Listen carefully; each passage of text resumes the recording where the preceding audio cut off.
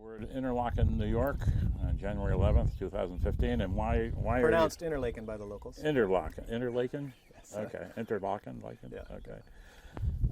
Being a foreigner, yeah. Okay. So why are you here today?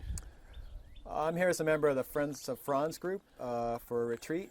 Our group is trying to focus its energies on a couple issues, and we have been fortunate enough to have Michael Wally and Sister Megan Rice, two of the three actors at the Y-12 nuclear weapons plant in Tennessee, who have just gotten out of prison fairly recently for their actions there, for their Christian peace witness there.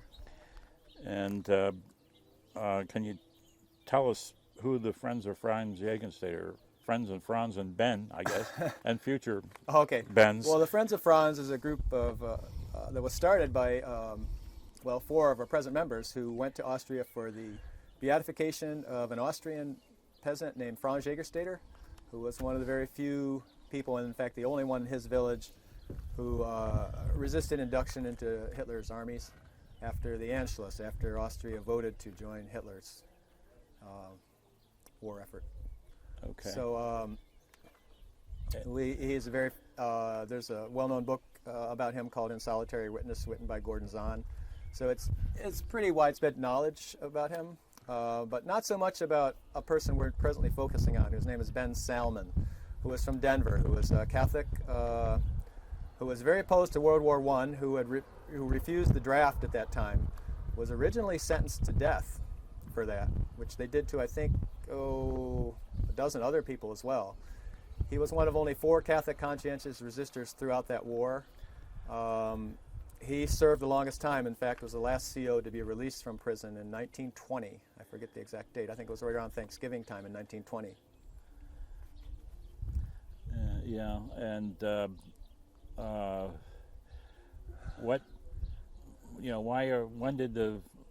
when does consciousness raising about Ben and Franz begin? I mean, it's sort of here we are, right. many years after World War I. Yes. Well, the situation in World War I was has a lot of parallels to where we are today. The World War I was overwhelmingly supported by the Catholic Church, particularly the hierarchy, who started the support for it and campaigned for Catholics to join and support the war effort. The president had been elected on a platform to keep us out of World War I. It was very unpopular several years before the war. We didn't want to get involved in Europe's war. Yeah. But I think the hierarchy saw a chance for Catholics to become accepted in the American mainstream culture. And so the way you do that is you join the army and fight in a war. That's how you become a good patriotic American and prove your value to your country and be accepted. Yeah. And so it was a path for Catholics who had faced some discrimination as an immigrant church to become American mainstream. And the hierarchy wrote a letter signed by all the archbishops at that time. I guess they didn't have any Catholic cardinals at the time. I think all the cardinals were Italian or something. So the highest rank they had was an archbishop. So they all signed a statement that was red, white, and blue to the hilt. You can count on Catholics as one man to rise up and support this war and the effort, and gung-ho, and they formed organizations on the local parish level to support the war. Ben Salmon lived in Denver. He was the son of a carpenter. He had just been married 3 months to Elizabeth Smith before he received a draft notice. And at that time, you didn't turn down draft notices. He refused. He wrote another letter to Wilson explaining why, based on the gospel, basically, that he wouldn't participate in the war. And he was arrested, to put it briefly, tried in a military court-martial proceeding, which seems contradictory because you can't be court-martialed until you've been inducted. He was never really inducted, but they let him do this, and it was done in a couple other cases as well.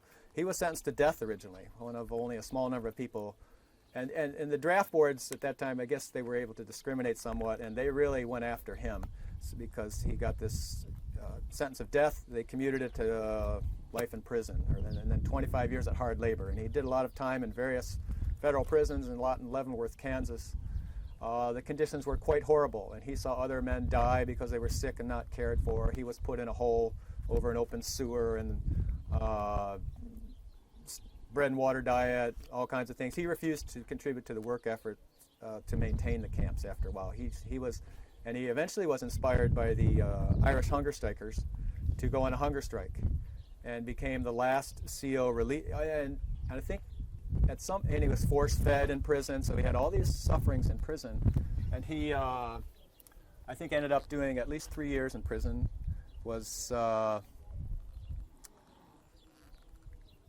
ACLU got involved in this case. He was eventually released, the last CO to be released, the last World War I resistor to be released several years after the war was over in 1920, right around Thanksgiving time. He was released from prison.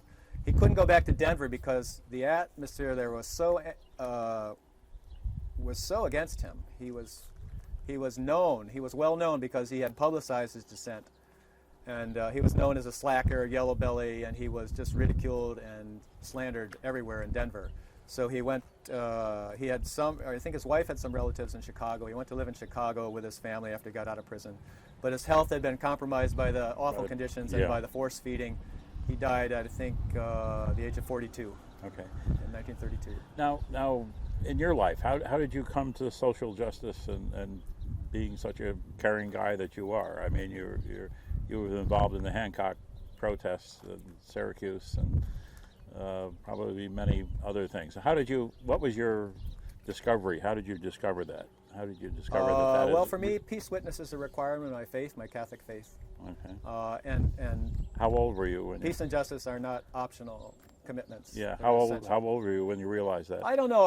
My parents used to get the Catholic Worker newspaper, which I never paid any attention to. But eventually, I think in my early 20s, I got involved with the United Farm Workers Union. I was a member of the Catholic Worker Community in Rochester for 5.5 years. And yeah, so we're in your early 20s, but there was no single one event that really shook you. Okay, it was just a gradual evolution. No, I was a little young for the Vietnam War. I mean, I was in high school and I graduated in 1970 in a protected little town, so. Yeah. So, I was against the war. Yeah. But I had a high enough draft number to keep me out of it. Yeah. So I didn't have to face those kind of consequences. Yeah. It wasn't my time yet. Well, thank you, Mark. Thank you very much. Thanks, Charlie.